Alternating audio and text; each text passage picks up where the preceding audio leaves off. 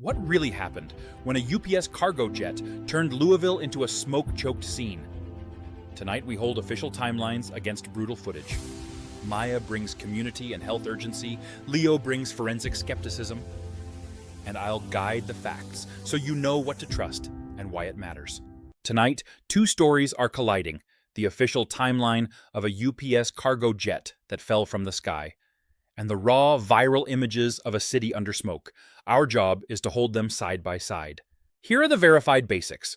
On Tuesday, November 4th, just after about 5:14 in the evening, a UPS McDonnell Douglas MD-11 taking off from Louisville crashed shortly after liftoff. Officials say it came down onto the roof of the Kentucky Petroleum Recycling Building, skidding off the runway, striking nearby businesses, and igniting a fast, wind-driven fire. And out on the feeds, you could hear it in real time. Active scene with fire and debris. Please stay away. The plume was endless, a pillar of black and gray turning day into dusk for entire blocks. You also heard anchors saying, "Ominum." Over and over, we do not know the cause. Yet the loop kept playing. Trail of fire, planes grounded, shock on a loop that outran the facts. Governor Andy Beshear called it catastrophic. First responders from across Kentucky battled flames, contained fuel spills, and began grid searches through damaged structures and debris fields. People near the airport were told to shelter in place. On air, one update said within 5 miles. Later, those boundaries shifted. That confusion matters when smoke is over homes and schools. And the airport? Reporters relayed a ground stop and closures. A runway reopened the next day, but that first night, it was a city hitting pause while crews worked in the dark. Casualty reports evolved. Initial counts said at least 7 dead. Later briefings put confirmed deaths at 9, with warnings that the number could rise as searches continued. Hospitals felt it. U of L Health took in 15 patients, 13 discharged, 2 in intensive care. Behind those numbers are workers, neighbors, and families jolted mid-commute. In the swirl, a reunification center logged 16 families with loved ones unaccounted for. That's the human scale you do not see in a wide shot of a smoke column. The Federal Aviation Administration and the National Transportation Safety Board have investigators on scene. The NTSB is leading the probe. No cause has been confirmed. Meanwhile, anchors on one feed repeated, "We don't know what caused this crash," while showing damaged trucks, buildings, a debris field beyond the runway. The shock was palpable. And they even said the feds were not replying, citing an auto response about a shutdown. That is a perfect example of why live TV is not a substitute for verified updates. Let me mark the contradictions we can verify. Fuel figures are inconsistent. One report said about 38,000 gallons. Another quoted 280,000, not yet reconciled. Shelter radii shifted as risk was assessed, moving from broader advisories to tighter zones. And cargo details, including any hazardous materials, have not been confirmed publicly. Those gaps are not trivial. If families are told to stay inside, they deserve clarity about what is burning, what is in the air, and when it is safe to step out with their kids again. Agreed, but clarity comes from evidence, not YouTube. And yes, I saw the video breakdowns within an hour, calling it an engine blowout, even comparing it to Concorde.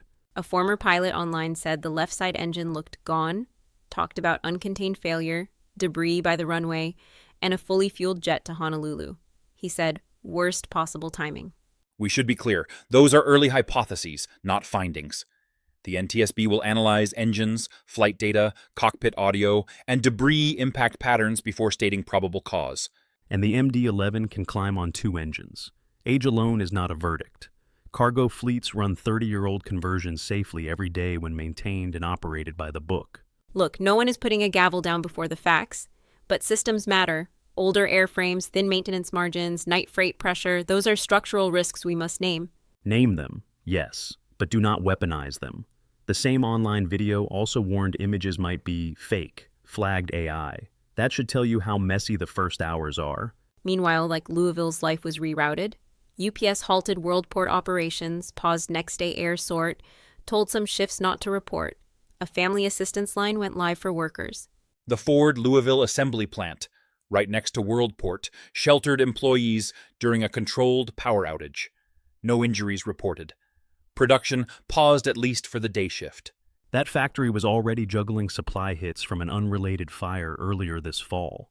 One crash rippled through payrolls and schedules far beyond the fence line. Schools inside the shelter zone closed, roads shut. Reporters who planned to cover a game picked up cameras and documented a skyline rewritten by smoke. Routine life stopped on a dime. And the community responded. Fire crews fought a fuel-fed inferno. Police warned, do not touch wreckage, report debris to authorities. That is personal responsibility in action. Let's briefly recap before we press deeper. Officially, an MD-11 UPS Flight 2976 crashed after takeoff, severe fire, evolving casualties. NTSB in the lead. Facts first. Now, the geography of harm. The jet struck industrial sites, Kentucky Petroleum Recycling, Grade A auto parts, zones often sitting beside working-class neighborhoods by design. By design, because airports cluster industry. That does not mean officials want danger. It means land use is a trade-off. Blame needs to follow evidence, not a map stereotype. Trade-offs land on someone's lungs. When anchors say thick cloud of smoke and trail of fire, the people beneath that cloud need answers about toxins and cleanup, not platitudes. Environmental testing began as crews limited exposure to debris and smoke. Officials said air and water quality were being checked. Final readings take time. Patience is part of safety. Time also tempers rumor. One live feed speculated neighborhoods were involved, then hedged. The right cadence is caution, confirm, then communicate. Reverse it, and you scare people. Fear was already there. A viewer listening heard. Shelter in place within 5 miles. Airport closed. Massive plume. That is not rumor. That is the felt reality of crisis. Yes, and I am saying pair it with calm. The anchors who said, "We are still learning," got that right. The speculation about cause in hour 1, that part, not so right.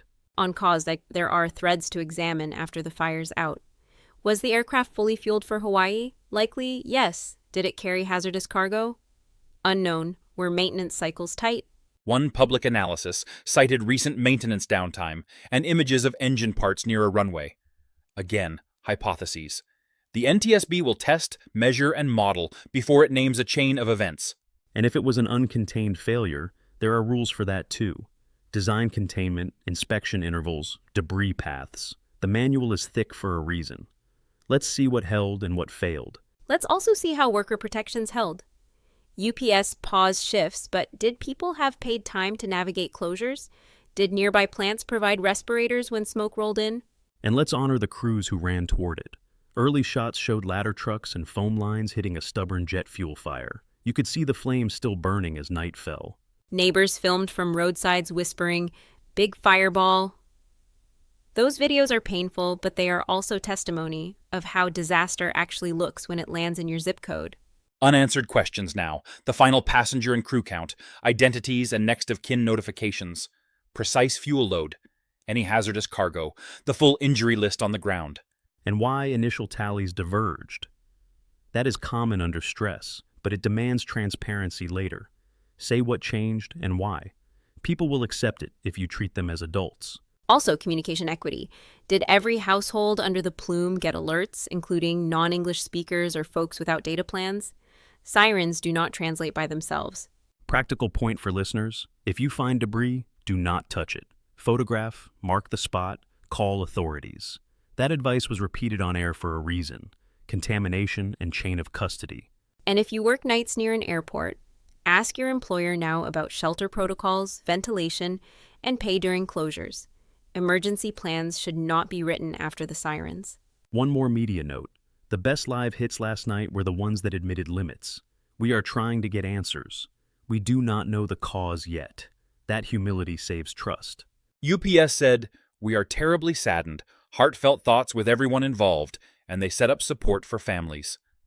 City leaders echoed prayers and signaled resources for recovery. Condolences matter, but accountability matters too. When the docket opens, I want to see maintenance logs, dispatch decisions, fueling records, and the environmental sampling results. And I want to see the praise where it is due. Fire, police, medical staff, airport crews. In a very dangerous situation, they stood between a fuel fire and the rest of the city. As Maya argued earlier, we will track the systemic questions. As Leo pressed, we will separate analysis from assumption. That's the posture until evidence speaks. Hold on, one live detail from the feeds. A reporter described planes grounded, a skyline transformed. That is how trauma imprints. The ordinary becomes unrecognizable in a breath.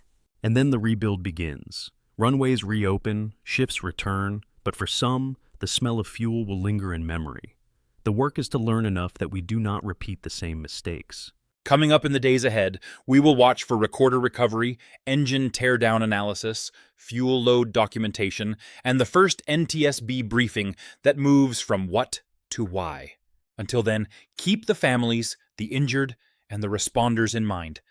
This story is still in motion, and so is the search for answers. We will be here when facts land.